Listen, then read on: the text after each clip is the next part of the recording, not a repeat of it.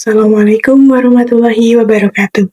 Halo semuanya, kali ini kita akan belajar tentang ilmu geologi. Apa sih ilmu geologi itu? Bagaimana sejarah dan perkembangan ilmu geologi? Apa arti waktu tentang geologi? Dan apa saja hukum serta konsep dalam geologi? Sebelumnya, perkenalkan, kami dari Fakultas Teknik dan Informatika, Prodi Teknik Sipil, Universitas PGRI Semarang. Kami dari kelompok 3 yang beranggotakan saya, Ade Ayu Rizky Nafiah, NPM 256400058, serta rekan-rekan saya yaitu ada Mas Ahmad Taufik Alamsyah, NPM 256400103, Mbak Noni Setianing Tias, NPM 2564057, dan Mbak Nurul Kurotul Aini, NPM 2564060. Langsung saja kita masuk ke poin yang pertama. Apa sih geologi itu? Geologi adalah suatu bidang ilmu pengetahuan kebumian yang mempelajari planet bumi beserta isinya. Merupakan kelompok ilmu yang membahas tentang sifat-sifat dan bahan-bahan yang membentuk bumi, struktur, serta proses-proses yang bekerja di dalam maupun di atas permukaan bumi. Geologi digolongkan sebagai ilmu pengetahuan yang kompleks. Ilmu ini mempelajari dari benda-benda sekecil atom hingga benda seukuran benua, samudra, cekungan, bahkan rangkaian pegunungan. Geologi dibagi menjadi dua, ada geologi fisik dan geologi dinamis. Geologi fisik adalah ilmu geologi yang mempelajari sifat-sifat fisik bumi, seperti susunan dan komposisi pada bahan-bahan pembentuk bumi, selaput udara yang mengitari bumi, selaput air atau hidrosfer, serta proses-proses yang bekerja di atas permukaan bumi yang dipicu oleh energi matahari dan tarikan gaya berat bumi, seperti pelapukan, pengikisan, pemindahan, dan pengendapan. Yang kedua adalah geologi dinamis, ilmu geologi yang mempelajari sifat-sifat dinamika bumi. Sisi ini berhubungan tentang perubahan-perubahan pada bagian bumi akibat gaya yang dipicu oleh energi yang bersumber dari dalam bumi, seperti magma yang menghasilkan vulkanisme, gerak-gerak litosfer akibat adanya arus konveksi, gempa bumi, dan gerak-gerak pembentuk cekungan, pengendapan, dan pegunungan. Selanjutnya, bagaimana sejarah dan perkembangan ilmu geologi? Ilmu geologi dimulai sekitar 500 hingga 300 tahun sebelum Masehi, berdasarkan akan fakta-fakta yang disusul dengan pemikiran serta pernyataan dari para filsuf Yunani. Akhirnya, geologi berkembang menjadi ilmu pengetahuan tentang bumi. Semakin majunya peradaban, banyak kebutuhan manusia akan bahan-bahan tambang yang harus diambil dari dalam bumi, seperti besi, tembaga, emas, perak, batu bara, bahkan minyak bumi sebagai sumber energi. Maka ilmu geologi berkembang menjadi ilmu terapan dan penuntun penting di dalam eksplorasi. Di zaman modern, ilmu geologi berkembang menjadi ilmu terapan dalam bidang teknik sipil dan pengembangan wilayah.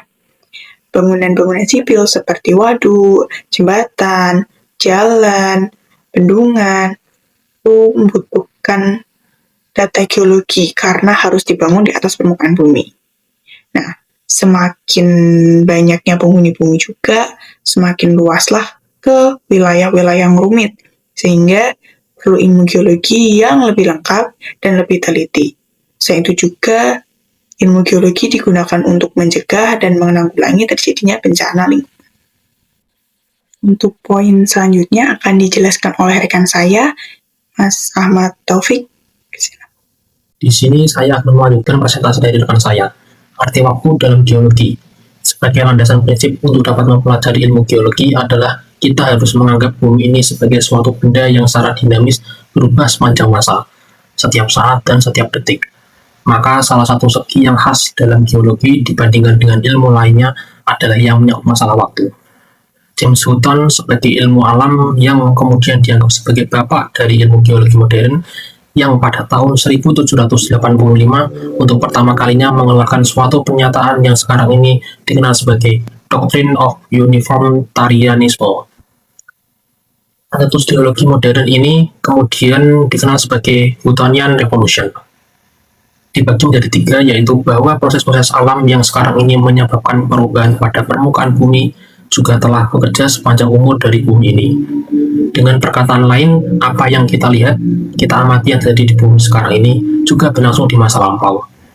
Proses-proses tersebut yang walaupun bekerja sangat lambat, pada akhirnya mampu menyebabkan terjadinya perubahan-perubahan yang sangat besar pada bumi. Ini berarti bahwa diperlukan waktu yang sangat lama yang kemudian disimpulkan bahwa umur bumi ini sangat tua. Lalu bahwa bumi ini sangat dinamis, yang berarti mengalami perubahan-perubahan yang terus-menerus mengikuti suatu pola daur atau siklus yang berulang-ulang. Hutton menganggap bahwa kejadian-kejadian meletusnya gunung berapi dalam sekejap yang tiba-tiba kemudian gempa bumi, tanah longsor itu hanya sebagai bagian kecil saja dari proses uniformitarianisme.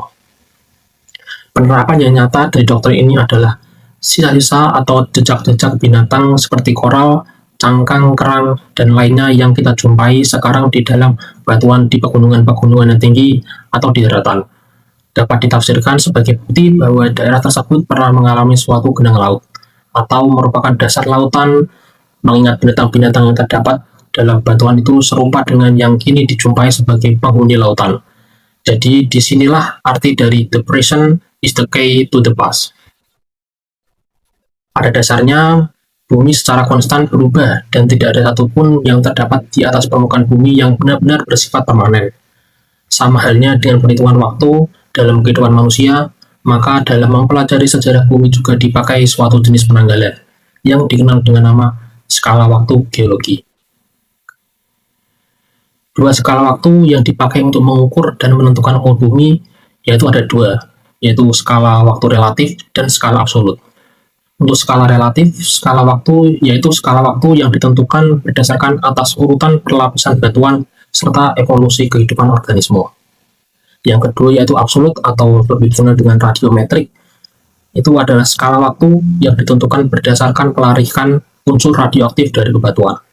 Selanjutnya akan dilanjutkan oleh rekan saya. Oke, untuk penjelasan lebih lanjut, skala waktu relatif dikembangkan pertama kalinya di bagian benua Eropa, terutama sejak abad ke-18 sampai abad ke-19. Hasil dari pengembangan skala waktu relatif, sejarah bumi dikelompokkan menjadi eon atau masa yang terbagi menjadi era atau kurun, kemudian era dibagi ke dalam period atau zaman, dan zaman dibagi menjadi epok atau kala. Untuk skala waktu absolut atau radiometrik, menggunakan rumus matematis untuk penentuan umur geologi dengan menggunakan unsur radioaktif adalah sebagai berikut. T sama dengan 1 per lambda dikali ln kurung buka 1 plus D per P kurung tutup, di mana T adalah umur batuan atau contoh mineral. Kemudian D adalah jumlah atom Doppler hasil peluruhan, sedangkan P adalah jumlah atom parent dari parent isotop, dan lambda adalah konstanta peluruhan. Kemudian ada umur bumi. Umur dari batuan-batuan yang ada di bumi dan di bulan, serta meteoroid, dapat dihitung dengan pemanfaatan unsur-unsur isotop radioaktif yang terjadi secara alamiah di dalam batuan dan mineral. Teknik pelarikan ini dikenal dengan penanggalan radioaktif, yang dipakai untuk menghitung umur batuan saat batuan tersebut terbentuk. Penentuan umur bumi yang paling baik adalah yang didasarkan atas rasio unsur Pb dalam troilit pada batuan iron meteoroid yang diambil dari canyon Diablo meteoroid menunjukkan umur 4,54 miliar tahun. Selanjutnya, ada konsep dan hukum dalam geologi. Hukum dan konsep geologi yang menjadi acuan dalam geologi antara lain adalah konsep tentang susunan, aturan, dan hubungan antar batuan dalam ruang dan waktu. Di antaranya ada doktrin uniformitarianisme, kemudian ada hukum superposisi, selanjutnya ada konsep keselarasan dan ketidakselarasan, kemudian ada konsep transgresi dan regresi, dan ada hukum potong-memotong. Untuk doktrin uniformitarianisme adalah konsep dasar geologi modern yang menyatakan bahwa proses geologi yang kita amati saat ini, seperti erosi, sedimentasi, atau aktivitas gunung berapi, juga terjadi di masa lalu dan akan terus terjadi di masa depan. dan dengan hukum fisika, kimia, dan biologi yang sama. Prinsip utamanya dikenal sebagai the present is the key to the past. Masa kini adalah kunci untuk memahami masa lalu. Ini berarti para ahli geologi dapat memahami sejarah bumi dengan mempelajari proses-proses alami yang terjadi sekarang. Untuk hukum dan konsep-konsep lainnya akan dijelaskan oleh teman saya. Silahkan. Baik, selanjutnya, hukum superposisi.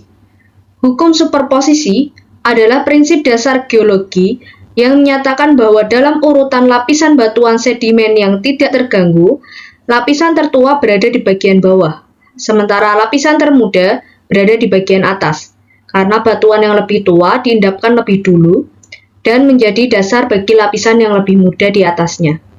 Prinsip ini penting untuk menentukan usia relatif batuan dan memahami sejarah geologi suatu area.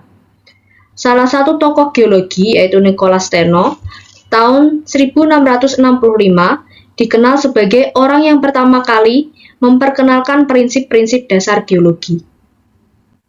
Selanjutnya, yaitu konsep keselarasan dan ketidakselarasan. Yang pertama, konsep keselarasan atau conformity, hubungan antara dua lapisan batuan sedimen yang diendapkan secara berurutan tanpa jeda waktu yang signifikan atau dengan jeda waktu yang sangat singkat sehingga tidak menimbulkan perubahan besar.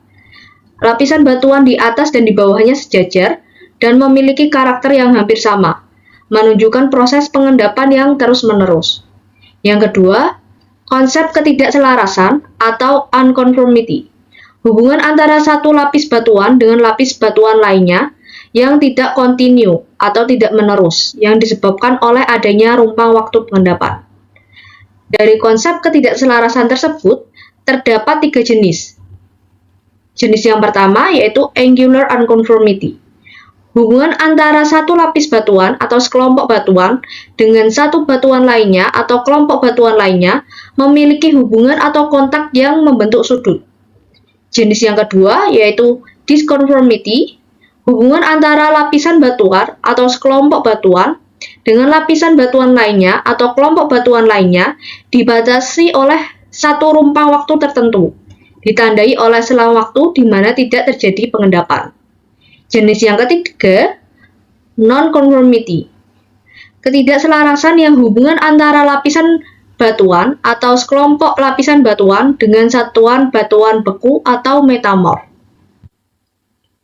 Selanjutnya yaitu konsep transgresi dan regresi. Konsep transgresi atau genang laut yaitu peristiwa naiknya permukaan air laut secara relatif terhadap daratan menyebabkan garis pantai maju ke arah daratan dan menggenangi wilayah daratan yang sebelumnya kering. Seringkali disertai pengendapan sedimen baru di atas lapisan yang lebih tua. Kemudian selanjutnya ada regresi atau susut laut. Peristiwa ketika permukaan laut turun atau garis pantai bergeser ke arah laut atau mundur karena faktor seperti kenaikan dasar cekungan atau suplai sedimen yang lebih banyak daripada ruang akomodasi, menyebabkan wilayah daratan yang sebelumnya terendam menjadi kering dan terbuka untuk pengendapan. Yang terakhir ada hukum potong-memotong. Hukum potong-memotong adalah prinsip dasar geologi untuk menentukan umur relatif batuan atau struktur, yang menyatakan bahwa suatu fitur geologi, baik sesar, intrusi magma, ataupun erosi, yang memotong fitur lain atau lapisan batuan pasti lebih muda daripada yang dipotongnya. Prinsip ini dikembangkan oleh James Hutton dan dipopulerkan oleh Charles Lyell, membantu ahli geologi menyusun kronologi peristiwa geologi seperti sesar yang memotong intrusi dike atau korok yang lebih tua atau lapisan batuan termuda yang melapisi semua struktur sebelumnya. Baik, mungkin itu saja yang bisa kami sampaikan mengenai presentasi materi ilmu geologi. Kami ucapkan terima kasih dan kami memohon maaf apabila ada kesalahan dan kekurangan dalam menyampaikan materi. Sekian dari kami, wabillahi taufiq wal hidayah. Wassalamualaikum warahmatullahi wabarakatuh.